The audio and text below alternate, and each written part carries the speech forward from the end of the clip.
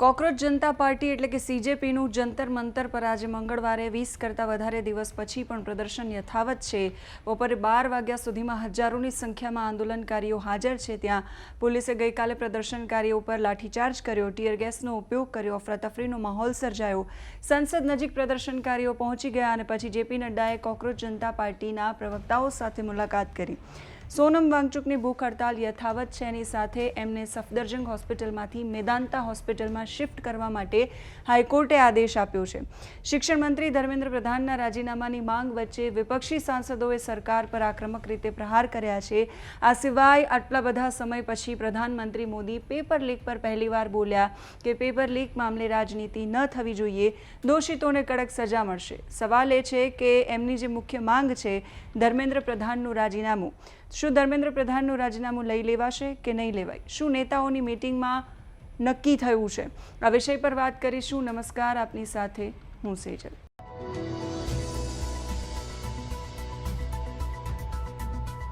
હાલમાં દેશની રાજધાની દિલ્હીમાં એક એવું આંદોલન જોવા મળી રહ્યું છે જેની સોશિયલ મીડિયાથી લઈ સંસદ સુધી ભારે ચર્ચા છે। આ આંદોલન કોઈ પરંપરાગત રાજકીય પાર્ટીનું નથી। સોશિયલ મીડિયામાંથી જન્મેલી પાર્ટી કોકરોચ જનતા પાર્ટી એટલે સીજેપીનું છે, જેને સોનમ વાંગચુક સમર્થન આપી રહ્યા છે। દેશના લાખો વિદ્યાર્થીઓ અને યુવાનો રસ્તા પર ઉતરી આવ્યા છે અને દેશના શિક્ષણ મંત્રી ધર્મેન્દ્ર પ્રધાનના રાજીનામાની માંગ કરી રહ્યા છે। સવાલ એ થાય છે કે દિલ્હીમાં લાઠીચાર્જ અને ટીયર ગેસના શેલ છોડ્યા પછી પણ સંસદના ચોમાસુ સત્રના પહેલા દિવસે હોબાળો થયો અને છતાંય મોદી સરકાર શિક્ષણ મંત્રીનું રાજીનામું કેમ નથી લઈ રહી? સૌથી પહેલાં એ જાણીએ કે આ કોકરોચ જનતા પાર્ટી શું છે અને આંદોલન કેમ શરૂ થયું। આ કોકરોચ જનતા પાર્ટી મે 2026માં સુપ્રીમ કોર્ટમાં એક સુનાવણી દરમિયાન કથિત રીતે બેરોજગાર યુવાનો માટે કોકરોચ અને પેરાસાઇટ્સ જેવા શબ્દોનો ઉપયોગ થયો, જેના વિરોધમાં અભિજીત દીપકે નામના યુવાને સોશિયલ મીડિયા પર વ્યંગાત્મક રીતે આ મૂવમેન્ટ શરૂ કરી। જોતજોતામાં ઇન્સ્ટાગ્રામ પર આ પેજના 22 મિલિયન એટલે કે 2.2 કરોડ કરતાં વધારે ફોલોઅર્સ થઈ ગયા। જે ડિજિટલ મજાક તરીકે શરૂ થયું હતું એ દેશના યુવાનોમાં આક્રોશનું હથિયાર બની ગયું। આ આંદોલનનું મુખ્ય કારણ છે નીટ અને સીબીએસઈ જેવી મોટી રાષ્ટ્રીય પરીક્ષાઓમાં પેપર લીક અને ગેરરીતિ થાય છે એ। જ્યારે દેશની સૌથી પ્રતિષ્ઠિત મેડિકલ પ્રવેશ પરીક્ષા નીટનું પેપર લીક થયું ત્યારે લાખો વિદ્યાર્થીઓની મહેનત પર પાણી ફરી વળ્યું। તેનાથી નારાજ થઈને સીજેપીએ દિલ્હીના જંતર મંતર પર અનિશ્ચિતકાળના ધરણા શરૂ કર્યા, જે 20 જૂનથી સતત ચાલી રહ્યા છે। આ આંદોલન વચ્ચે કેન્દ્રીય સ્વાસ્થ્ય મંત્રી જેપી નડ્ડાએ કોકરોચ જનતા પાર્ટીના પ્રતિનિધિમંડળ એટલે કે સૌરભ દાસ અને આશુતોષ રાંકા સાથે મુલાકાત કરી। આ બેઠકમાં સીજેપીએ લેખિતમાં સરકાર સમક્ષ 3 માંગણી મૂકી છે। શિક્ષણ વ્યવસ્થા અને પરીક્ષાઓમાં થયેલી નિષ્ફળતાની નૈતિક જવાબદારી સ્વીકારીને શિક્ષણ મંત્રી ધર્મેન્દ્ર પ્રધાનનું તાત્કાલિક રાજીનામું લઈ લેવામાં આવે, આ સૌથી પહેલી અને મુખ્ય માંગ છે। નેશનલ ટેસ્ટિંગ એજન્સીની પુનઃરચના અથવા એને બંધ કરીને પેપર લીક માફિયાઓ સામે કડક કાયદો લાવવામાં આવે। શિક્ષણ વ્યવસ્થામાં કડક સુધારો કરવામાં આવે, આ બીજી માંગ છે। અને ત્રીજી માંગ છે પરીક્ષાના તણાવને કારણે જે વિદ્યાર્થીઓએ જીવ ગુમાવ્યો છે અથવા તો જેને પોતાનો જીવ ટૂંકાવ્યો છે એ વિદ્યાર્થીઓના પરિવારને આર્થિક સહાય મળે અને ન્યાય મળે। આ બેઠક પછી પણ જેપી નડ્ડા સાથેની બેઠક પછી પણ સીજેપીના પ્રવક્તાએ સ્પષ્ટ કર્યું છે કે જ્યાં સુધી શિક્ષણ મંત્રીનું રાજીનામું નહીં લેવાય ત્યાં સુધી આંદોલન યથાવત રહેશે। હવે વાત કરીએ કે સરકાર આટલા બધા વિરોધ પછી, આટલા બધા આક્રોશ પછી પણ રાજીનામું લેવા માટે કેમ તૈયાર નથી? ઉલટાનું આજે એક નરેટિવ એવો સેટ કરવામાં આવ્યો કે જે પેપર લીકના દોષિતો છે એના સામે કડકમાં કડક કાર્યવાહી થશે।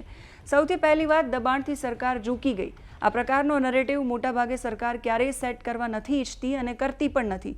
જો સરકારે ધર્મેન્દ્ર પ્રધાન પાસેથી રાજીનામું લઈ લીધું તો એવો સંદેશ જશે કે સરકારથી ભૂલ થઈ છે।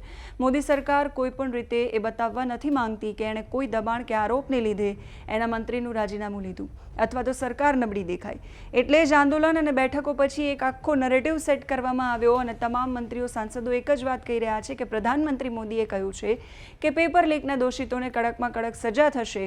આ સિવાય સંઘ, સરકાર અને સંગઠનમાં ધર્મેન્દ્ર પ્રધાનની મજબૂત પકડ છે।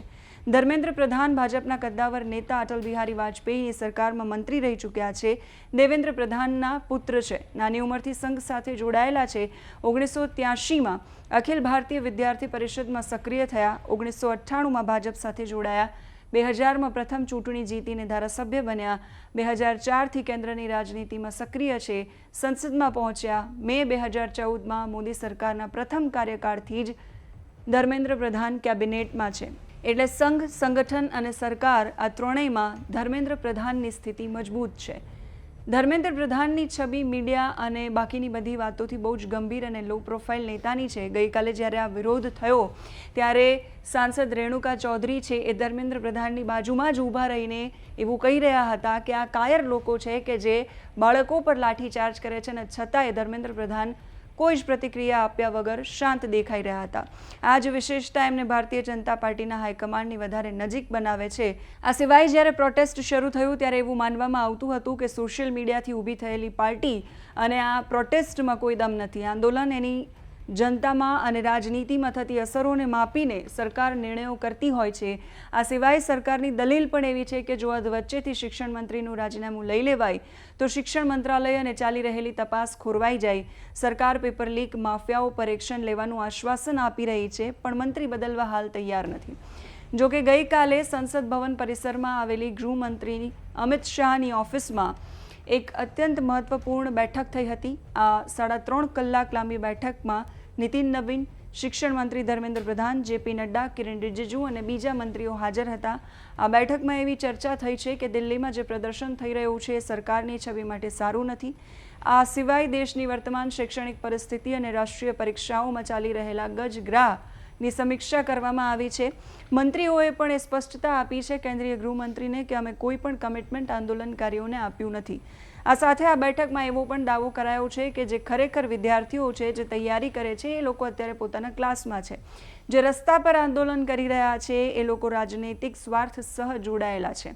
અર્થાત આંદોલન પૂર્ણતાના આરે છે એવી આડકતરી વાતો થઈ છે. હવે સંસદમાં આ મુદ્દે વાતચીત કરવામાં આવશે એવી માંગ પણ કરવામાં આવી છે. જો કે એવું પણ કહેવાયું છે કે સરકાર સાથે પરામર્શ કરવું પડે પહેલાં સંસદમાં ચર્ચા કરવા માટે. જોવાનું એ રહેશે કે સરકાર પક્ષે શું નિર્ણય આવે છે. આંદોલન હજુ કેટલું લાંબુ ચાલે છે. તમે શું માનો છો એ કમેન્ટ કરીને કહેજો. અત્યારે આ વિડીયોમાં બસ આટલું જ. નમસ્કાર.